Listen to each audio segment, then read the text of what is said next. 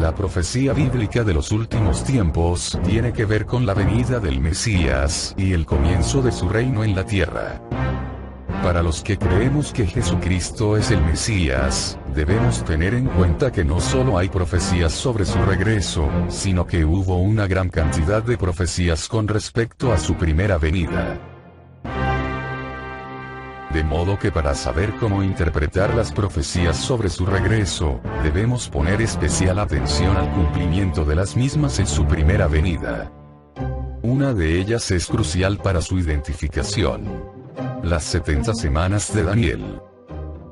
70 semanas están determinadas sobre tu pueblo y sobre tu santa ciudad, para terminar la prevaricación, y poner fin al pecado, y expiar la iniquidad, para traer la justicia perdurable, y sellar la visión, y la profecía, y ungir al santo de los santos.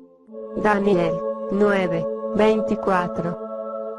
Y la profecía sigue.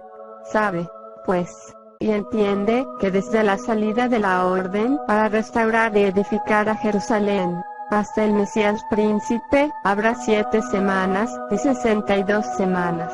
Se volverá a edificar la plaza y el muro, en tiempos angustiosos. Daniel 9:25. Para los que creemos que Jesucristo es el Mesías príncipe, debemos saber en qué términos se cumplió esta profecía, es decir, ¿cuándo fue el decreto para reconstruir Jerusalén? ¿Qué son las 7 más 62 semanas? ¿Qué ocurrió después de las 69 semanas? En primer lugar, hubo al menos 4 decretos. Decreto de Ciro, en el 539 a.C.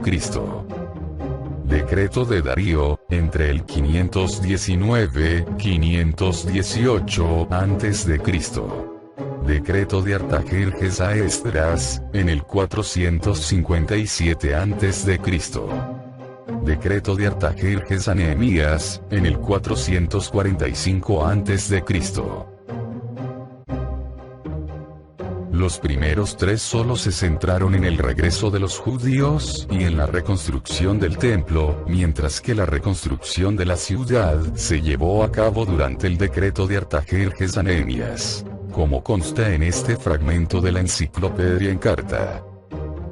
En el 445 a.C., Nehemías, protegido del rey Artajerjes I de Persia, quien reinó entre 465 y 425 a.C., recibió autorización expresa para reconstruir la ciudad. Bajo su dirección Jerusalén volvió a ser una gran ciudad. Durante este período la comunidad babilónica, habiendo oído noticias referentes a la falta de disciplina religiosa en Jerusalén, decidió enviar a Esdras, un famoso maestro y escriba, para que introdujera las necesarias reformas religiosas. A mediados del siglo IV, Judea se había convertido en un país organizado según unas estrictas doctrinas religiosas, y dominado por una casta sacerdotal muy poderosa. La Torá, o ley, es decir, el Pentateuco, rigió la vida cotidiana de los judíos. Durante este tiempo, los escribas y los maestros de la ley dieron su forma definitiva a las Sagradas Escrituras. Biblioteca de consulta Microsoft Encarta 2005.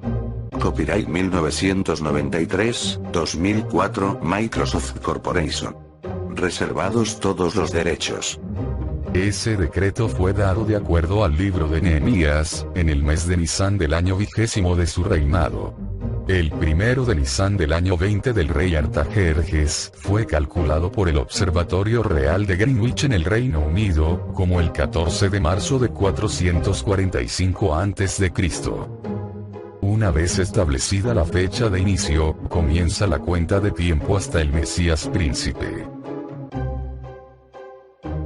Según la historia, la plaza y el muro demoraron 49 años. Esto es, 7 veces, 7 años, o 7 semanas de años. Después de lo cual hubo los llamados 400 años de silencio para los que creemos que Jesucristo es el Mesías.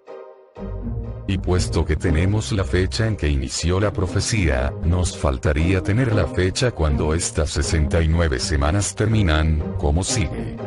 Y después de las 62 semanas, se quitará la vida al Mesías, mas no por sí. Daniel 9:26. Así, para los que creemos en Jesucristo como el Mesías, al final de las 69 semanas tenemos la crucifixión. Pero, ¿podemos saber cuándo murió Jesucristo? Considerando la predicación de Juan el Bautista como inicio del ministerio de Jesucristo, tenemos: en el año 15 del imperio de Tiberio César, siendo gobernador de Judea Poncio Pilato, y Herodes, tetrarca de Galilea, y su hermano Felipe, tetrarca de Iturea, y de la provincia de Traconite, y Lisanías, tetrarca de Abilinia, y siendo sumos sacerdotes Anás y Caifás, vino palabra de Dios a Juan, hijo de Zacarías, en el desierto. Lucas 3:1-2. La historia nos dice que Tiberio comenzó su reinado el 14 de nuestra era. Así, el 15º de su reinado sería el 29 de nuestra era. Si a esto le sumamos 3 años de ministerio, llegamos al 32 de nuestra era.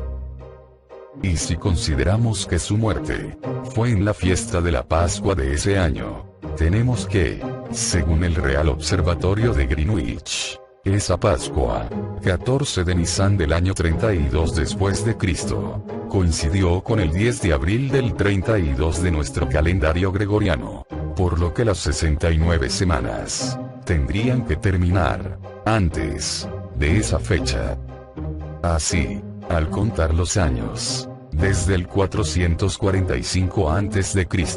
hasta el 32 después de Cristo, tenemos un total de 477 años. Una consideración importante en el calendario gregoriano es que no hubo año cero, por lo que tenemos un año menos en la cuenta que habíamos sacado. Si cada semana de la profecía es un periodo de 7 años, al multiplicar 69 que es el número de semanas de la profecía que estamos analizando, por 7, que sería el equivalente en años de cada semana, nos da un total de 483 años, lo que no concuerda con los 476 años que acabamos de obtener. Sin embargo, hay que considerar que cuando se trata de cronología bíblica, esta se da en años del calendario hebreo, que consta de 12 meses, de 30 días cada uno, lo que equivale a 360 días por año, lo que no corresponde con los 365 días por año del calendario gregoriano, que es el calendario que nos rige en la actualidad. Así que, para saber la fecha en nuestro calendario, a la que corresponde la profecía de las 69 semanas, debemos pasar ambas cantidades de años, a su correspondiente en días, y así observar a qué fecha llegamos.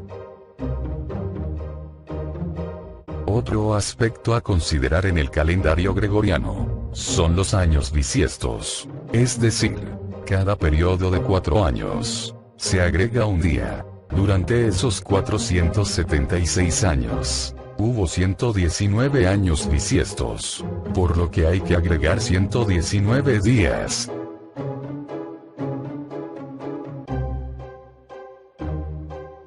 Y un ajuste más, a nuestro calendario, se le quita un año bisiesto cada 128 años, en el periodo de 476 años. Esto ocurrió, en 3 ocasiones, por lo que debemos descontar esos 3 días. Así, notamos que hay una diferencia de 24 días, entre las dos líneas de tiempo.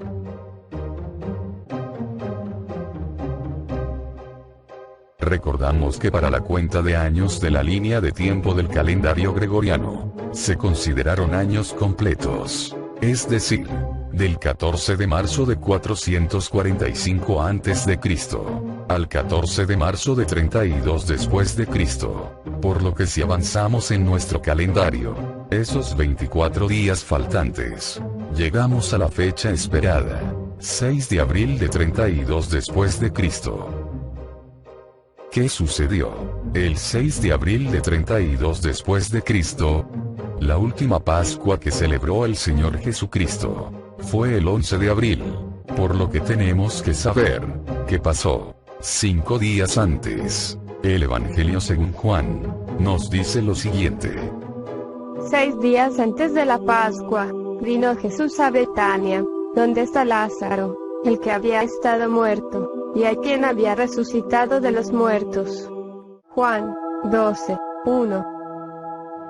El pasaje nos cuenta sobre la vez que el Señor Jesucristo fue ungido por María, la hermana de Lázaro, y posteriormente habla de un complot contra el Señor y contra Lázaro. ¿Qué pasó después? El siguiente día, grandes multitudes que habían venido a la fiesta, al oír que Jesús venía a Jerusalén, tomaron ramas de palmera y salieron a recibirle, y clamaban: Hosana. Bendito el que viene en el nombre del Señor, el Rey de Israel. Juan 12:12 y 13.